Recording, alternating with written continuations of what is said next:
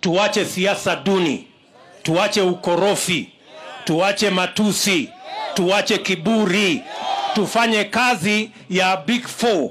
Vijana 2 ama 3 wapate kazi. Kwa sababu tukiongea saa hizi vijana zaidi ya 6 wako nyumbani hawana kazi. Mbali na shida ya corona, tuko na shida ya ukosefu wa kazi. Ni kweli ama si kweli? Viongozi sisi wote tuliopata nafasi ya kufanya kazi, hasa mawaziri, mimi nataka niwaulize, kazi ambayo Jubilee iliwapatia wafanyikazi wa serikali ni kutekeleza manifesto ya Jubilee. Kazi 2,000,000 ipatikane kupitia Big Four ya manufacturing na housing.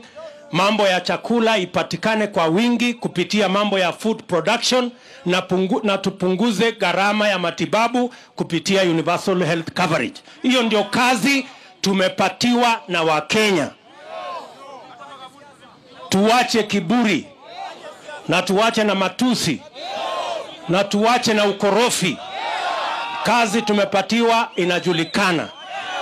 Sawa sawa? Na hata wale wanataka siasa waende pole pole. Kuna wenye wanatuambia ya kwamba Hasla hawezi kuwa rais Kenya. Ni mnaamini hiyo story? Ati lazima baba yako ajulikane? Baba yako mpaka awe mdosi kuwa rais Kenya? My friend, waache mchezo.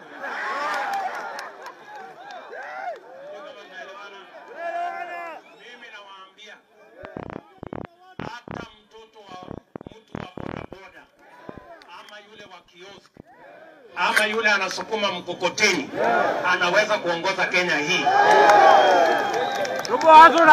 Waache hiyo mchezo. Tutakusaidia. Tuko na wewe. Na waache kiburi. Ama ni aje? Tuko hazuna.